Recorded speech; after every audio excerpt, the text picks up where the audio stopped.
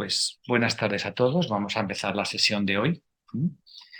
Eh, y vamos a continuar, ¿vale? Con este círculo virtuoso que comentábamos el último día, que era el autoconocimiento y el autocuidado. ¿De acuerdo? Eh, Dentro del proceso del autocuidado y autoconocimiento, recordar que a través de la concentración, ¿no?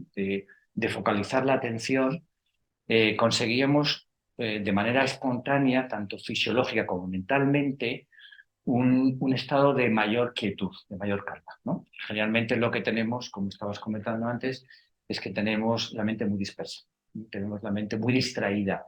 Eh, quizás, seguro, por ese exceso de hiperestimulación que tenemos ahora, la mente, que generalmente es muy activa, porque su contexto siempre es crear modelos, crear proyecciones que tengan que ver con la eficiencia y con la supervivencia, que es lo que hace la mente, que la mente está muy bien que lo haga, que es su trabajo.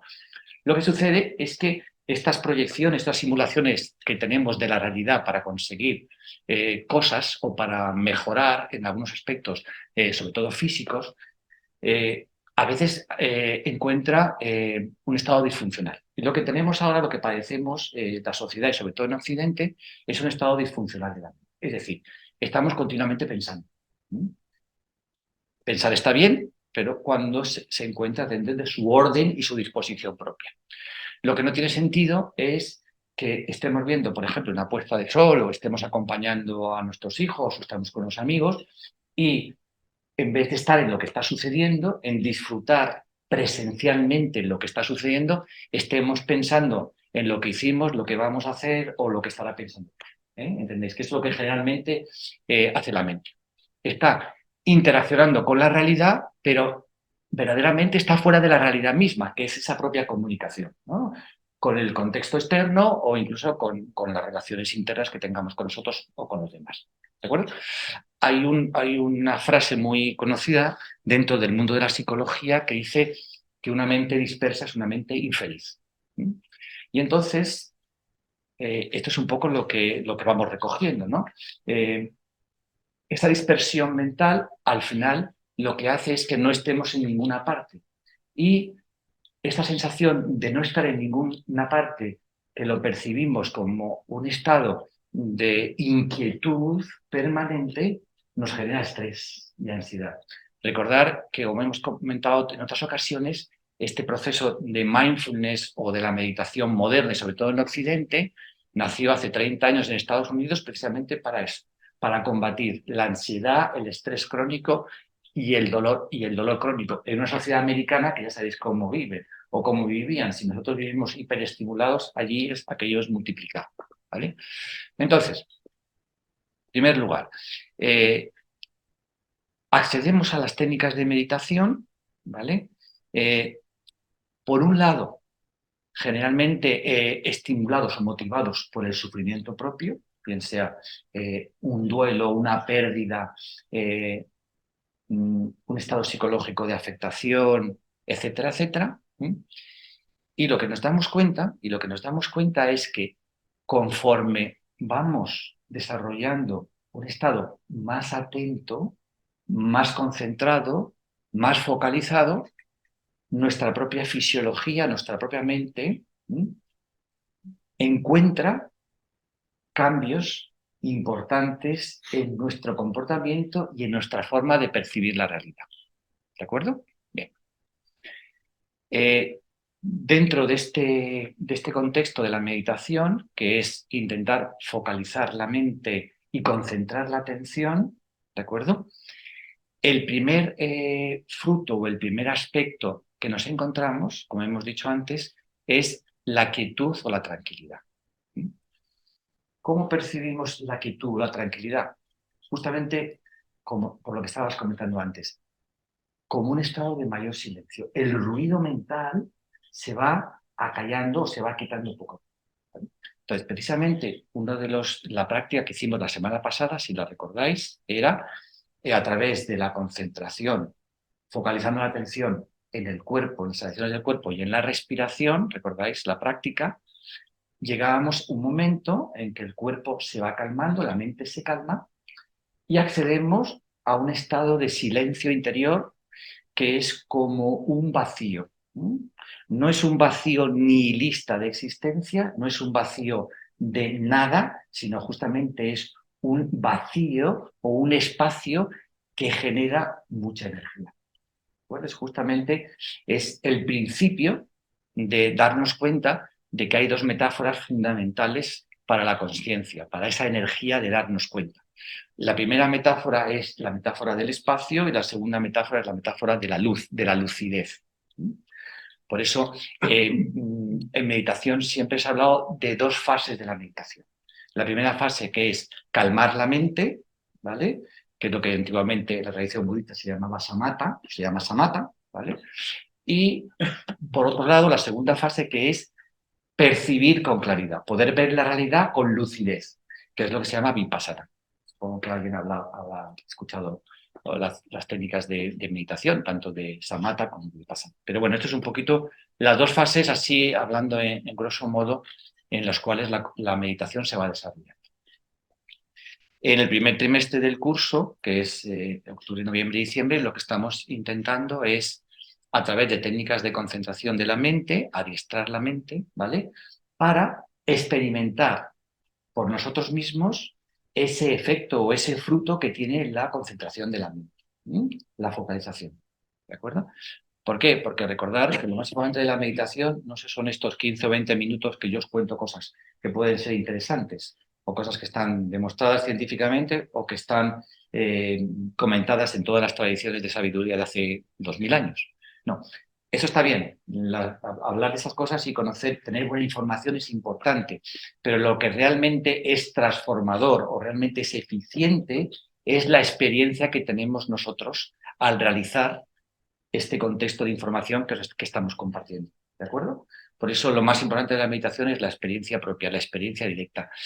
La diferencia entre conocimiento y sabiduría es que conocimiento es la información que podemos compartir y la sabiduría es la experiencia propia de ese conocimiento. Cuando tú un conocimiento lo experimentas y observas su resultado, sabes por ti mismo. ¿De acuerdo? Esa es la diferencia. ¿Y qué diferencia hay entre conocer y saber? Pues que conocer lo puedes olvidar, pero cuando sabes una cosa, generalmente no lo olvidas. Es un cambio, es un punto de inflexión en cada hito del camino, ¿no? Por eso es importante conocer, está bien, tener información es importante, pero lo realmente trascendente e importante es la sabiduría del conocimiento, la sabiduría de la información, la experiencia de ese conocimiento. ¿De acuerdo? Bien. Bueno, no me quiero extender mucho más, pero ¿cómo podemos desarrollar? Voy a haceros un poco un resumen lo más sintético posible. ¿Cómo podemos ir desarrollando la concentración, dado que la concentración es un aspecto tan beneficioso? ¿Vale? Generalmente, siempre decimos en meditación, vamos a intentar reservarnos por lo menos 20 minutos al día, 20 o 25 minutos al día. Que parece poco, pero generalmente hay muchas veces que nunca encontramos 20 o 25 minutos. ¿Pero por qué 20 o 25 minutos?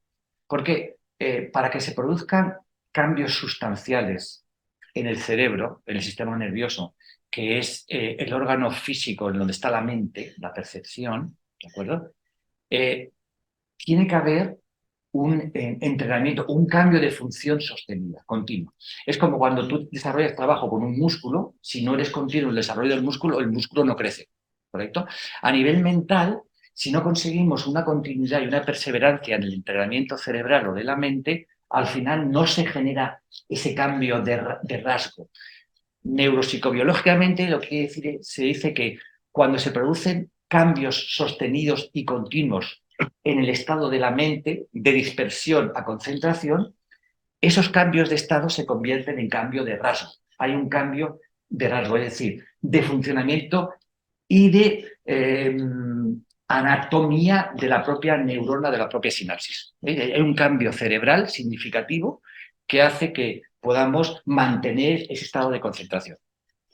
Así es un poquito complicado, pero creo que lo podemos entender, ¿no? Es decir, ese desarrollo continuado es necesario para que podamos mantener de forma espontánea y natural luego la concentración. Como todo, como también pasa en el ejercicio, al principio la concentración nos cuesta un esfuerzo, ¿de acuerdo? Pero cuando esa concentración ya adquiere un hábito natural, ¿vale? Una espontaneidad sin esfuerzo, no solamente que crece ese estado de concentración, sino que mejora todo nuestro aspecto global, tanto de existencia como de salud, fisiología, como de relaciones. ¿De acuerdo? Bien. Entonces, importante, aparte de esos 20 o 25 minutos que tenemos que intentar conseguir, porque al fin y al cabo estamos poniendo en contexto nuestra propia salud. Hemos dicho que si una mente dispersa, esto no es una palabra banal, ¿sabes? Es algo que se dice hoy en psicología. En psicología hoy, aparte, ha habido un cambio, ¿no? No solamente antiguamente la psicología a nivel mental estaba para tratar la patología, para tratar la enfermedad, los desequilibrios emocionales, y hoy en día también existe la psicología positiva que tiene que ver con generar emociones positivas y promover la salud y la felicidad. De hecho, es un poco al tema de esto, ¿no? O sea, es igual que la medicina preventiva. La medicina no trata solamente de curar la patología, sino lo que intentamos es prevenir la aparición de la enfermedad o del daño, ¿no? O del sufrimiento. Bien. Entonces, importante, al principio, perseverancia en la concentración, utilizar el silencio de la mente para desarrollar esta actitud de focalización, como sabéis al principio con la respiración y con el cuerpo, pero si no podemos conseguir 20 minutos, 15 o 25 minutos, también existe la posibilidad de aprender a concentrar la mente en el día a día, externamente. ¿Mm? ¿Cómo se hace eso? Simplemente lo que tenemos que mantener es continuidad de atención al momento presente. ¿De acuerdo? Es decir, si nos levantamos, somos conscientes que nos hemos levantado y vamos al aseo, vamos al cuarto baño, nos lavamos los dientes, nos duchamos, somos conscientes de lo que estamos haciendo. Lo que no vale para la concentración de desarrollar esto es estar cepillándose los dientes o duchándose y pensar en otra cosa. Que hay veces que no sabes decir, ¿me habré cepillado los dientes? Uy, ¿me habré duchado? Esto nos pasa, ¿no? Porque estamos en tantas cosas. Ya desde el principio tenemos muchas posibilidades de concentrar la mente en el presente, de focalizar la atención. Dentro de una de las tradiciones más interesantes que existen sobre la atención y la conciencia, que es el Advaita, ellos hablan que existe una palabra vital para desarrollar la concentración y la atención, que se llama viveka. ¿Qué significa viveka? Viveka es discriminación. Discriminar o discernimiento lo que merece ser atendido. ¿Por qué? Porque en el momento presente, cuando estamos cepillando, o sea, estamos en ese momento del aseo, imaginamos, por poner un ejemplo, podemos hacer muchas cosas, tanto física como mentalmente. Pero si estamos aseándonos, ¿qué es lo que merece ser atendido? ¿Dónde debemos situar la atención para que podamos desarrollar concentración y no dispersión? En lo que estamos haciendo en el aseo personal y no en lo que tenemos que hacer luego. ¿De acuerdo? Si hemos venido un domingo por la tarde a reunirnos para hacer meditación, ¿qué es lo que merece ser atendido? Pues lo que os estoy comentando yo en este momento y lo que luego vas a compartir con la instrucción. ¿De acuerdo? Si viene tu hijo y te está contando una cosa fundamental, tú no puedes estar pensando en el trabajo. En ese momento, lo que mereces atendido es lo que te está comentando. ¿De acuerdo? Entonces, utilizamos esa discriminación o ese discernimiento, ¿vale? Para situar la mente en el presente. Acordaros que decíamos que esa atención que llamábamos sati, atención plena, ¿vale? Lo que hace es darse cuenta de de nuestra atención está situada donde debe ser situada y si no está ahí, nos damos cuenta y ¿qué hacemos? Volvemos a llevar la atención a lo que merece ser atendido. Cuando hacemos la práctica con la respiración, si nos vamos de la respiración, nos damos cuenta que hemos ido de la respiración, volvemos a la respiración. Si estamos en el mundo externo y estamos haciendo el aseo personal o estamos hablando con alguna persona y la cabeza se nos va para aquí y para allá, de repente nos damos cuenta y volvemos a llevar atención a eso que estamos haciendo. ¿Y cómo lo hacemos? Con una actitud amable y compasiva. Es decir, no estamos diciendo, mira, qué burro soy, qué tonto estoy, que siempre estoy en varios. No, no. Y esto es justamente de lo que vamos a hablar hoy, de cuál es nuestra actitud hacia el presente y cuál es nuestra actitud hacia la vida, porque de esa actitud también depende mucho el autocuidado y el autoconocimiento. ¿Vale? Existe como dos ramas interesantes pero que son transversales dentro de la meditación. Uno es el aspecto cognitivo y otro es el aspecto afectivo, ¿vale? El hombre realmente, como sabéis, el ser humano es un ser es evidentemente social o de relación. A la vez, su supervivencia la basa en la capacidad de conocer, de saber, ¿correcto? Entonces, evolucionamos cuando conocemos, pero sin embargo, si no nos unimos socialmente, nuestra capacidad de sobrevivir o de crecer es escasa. ¿Mm? Es importante vivir con cooperación, con entendimiento, con colaboración, ¿de acuerdo?